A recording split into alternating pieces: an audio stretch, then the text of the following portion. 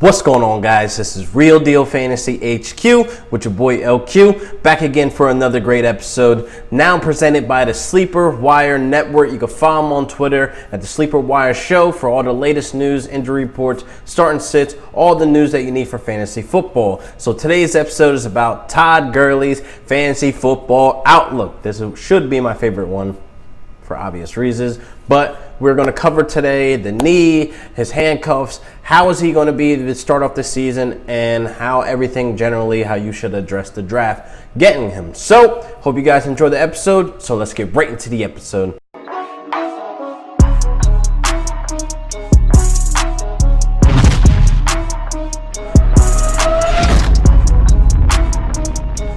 So, let's jump right into my boy Todd Gurley. We need to address the elephant in the room.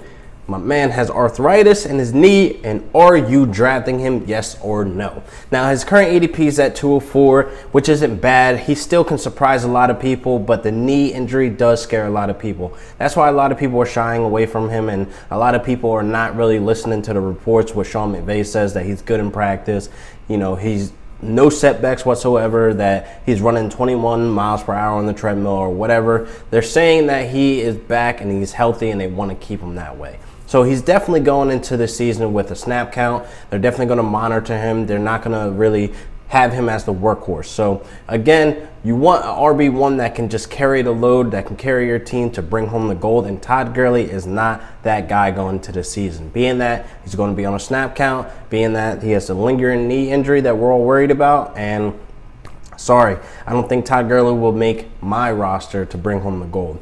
But if you are going to take Todd Gurley, I do believe this is a situation where it's a must handcuff people. And a lot of people are hearing about this guy, Darrell Henderson, where I'm excited to see what he could do. But there's another guy that's still on the radar that I do think still can have his presence felt, and it's Malcolm Brown. He's currently going undrafted right now. Darrell Henderson is going in the 8th round at the 4th pick, which I do believe is, a decent position for him, but a handcuff definitely for, Todd Gurley with this knee injury lingering. So if you're going to be one of those guys that grab Todd Gurley in the 2nd round at the 204 spot, I do want to stress that you should grab a running back in the 1st round just to secure the spot of that running back role. I do know a lot of people are grabbing up James Conner or Joe Mixon, which I'm not really too many fans of, but I think a Nick Chubb in the 1st round and then follow back with a Todd Gurley is a nice little combo going in to the draft. I do like that little strategy right there, running back. If you grab Nick Chubb and then Todd Gurley, you got 2 RB1 potentials right there, double combo there, and then just grab a Mike Evans in the 3rd round, or a Keenan Allen, or a T.Y. Hilton, even post-Luck retirement. So I'm feeling okay with taking Todd Gurley in the 2nd round, being that I do think he could be a surprise. I do think a lot of guys are just counting him out now, but you got to understand, when the Rams are in the red zone, that's where Todd Gurley is the most efficient. He kills it in the red zone, people. He's the number 1 target.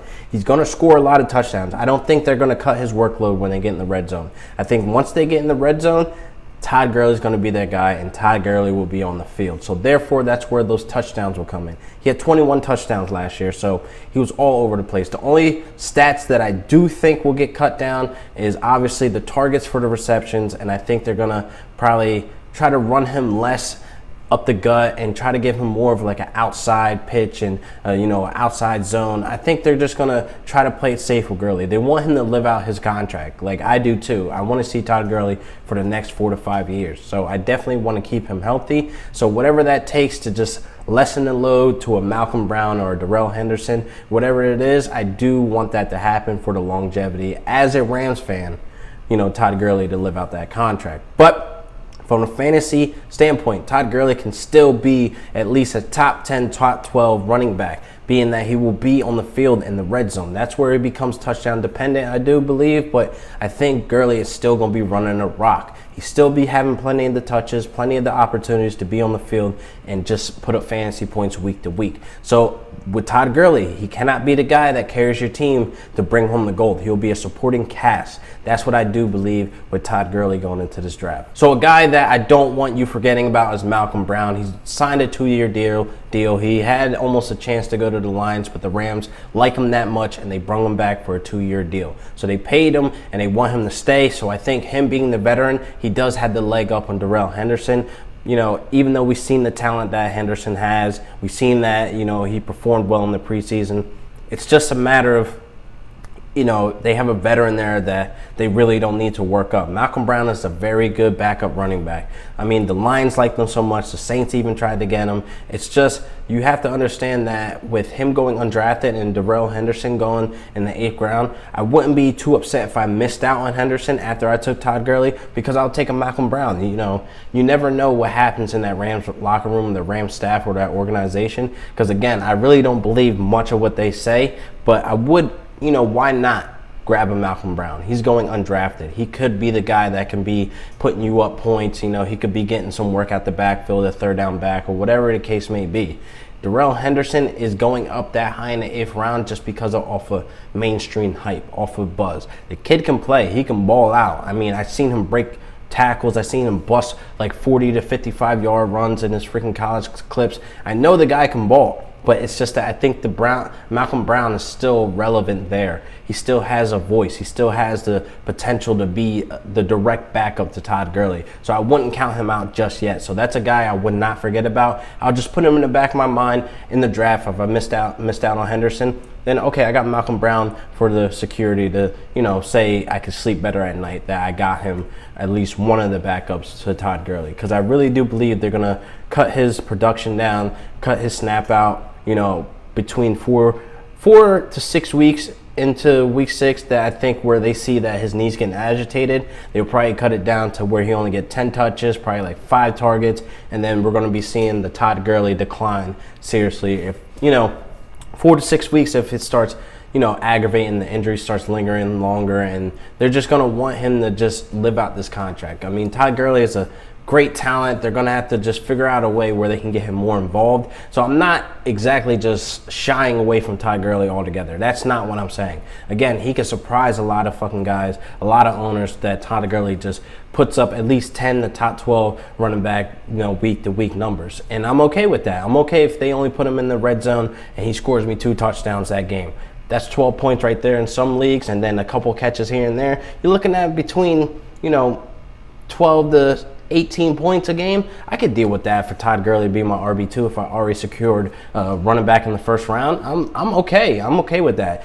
And there's guys that do worse, and they're starting running back. So I'm okay with Todd Gurley, you know, getting me from, you know, 14 to 18 points a game. I'm okay with that. This guy was averaging at least almost 26 points a game last year, 21 touchdowns. Like, I'm okay with that, and I think Todd Gurley in the 2nd round is a steal, people. So I can't stress more of why you shouldn't be shying away from him. Like, he could be dangerous. He could be dangerous and risky in the 2nd round to go grab him, but I like where his value is. He still has a presence in that red zone. So I can't stress enough where he could still potentially put up big numbers for your team. Like, he's not going to carry you to the playoffs. He's not going to bring home the goals solely how he's done the last 2 years. But Todd Gurley is still a vital piece to your team, to your roster, to bring home the gold. So I wouldn't shy away from him completely, because I'm taking him over Joe Mixon.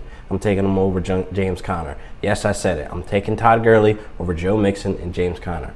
Only for the simple fact it's a way better offense. I don't believe in the Steelers right now. And Joe Mixon, great talent, terrible O-line, terrible QB, no A.J. Green. I'm not chancing it, okay? And that division's tough right now. You got the Ravens defense, and you got the Browns that are hot. Their defense is looking nice. I'm not okay with, you know, Joe Mixon right now. Going into the offseason, I was high on him, but a lot of things have been falling apart. So I'm good love. You enjoy. So to wrap it up, I'm not one of the guys that's scared to draft Todd Gurley. I'll draft Todd Gurley, and like I said, a lot of people don't like this handcuff strategy, but I'll handcuff Darrell Henderson or I'll handcuff Malcolm Brown. Doesn't matter. I like this handcuff with Todd Gurley. He's one of the few running backs that actually need that handcuff with the lingering arthritis and broken knee, whatever it is. You know, I'm good with it. So I want him to stay healthy. I want him to take this snap count, but I do want, you know, you guys to understand the risk of taking him and then also the reward of taking him. He could be touchdown dependent. Like I said, he could have like 2-3 touchdowns that game. That offense is a high power offense, so they're going to be scoring a lot of points, and Gurley's going to be very efficient in the red zone, people. I can't stress that enough. Some of these running backs that are going above him, they are just non-existent in the red zone. Some of these running backs, they have a guy behind them that can outplay them. So again, Todd Gurley is a stud there, and I like his value going in the second round at the 2 or 4 spot. I'm taking Gurley plus his handcuffs, and I'm all in on him. So that wraps up another great episode of Real Deal Fantasy HQ with your boy LQ. I want you guys to like and subscribe for me. I'll see you guys next week for another great episode. I got my draft coming up, so look out for the draft video, and I got big plans coming for the next couple of weeks. So I'll see you guys next week for another great episode of Real Deal Fantasy HQ with your boy LQ. Peace.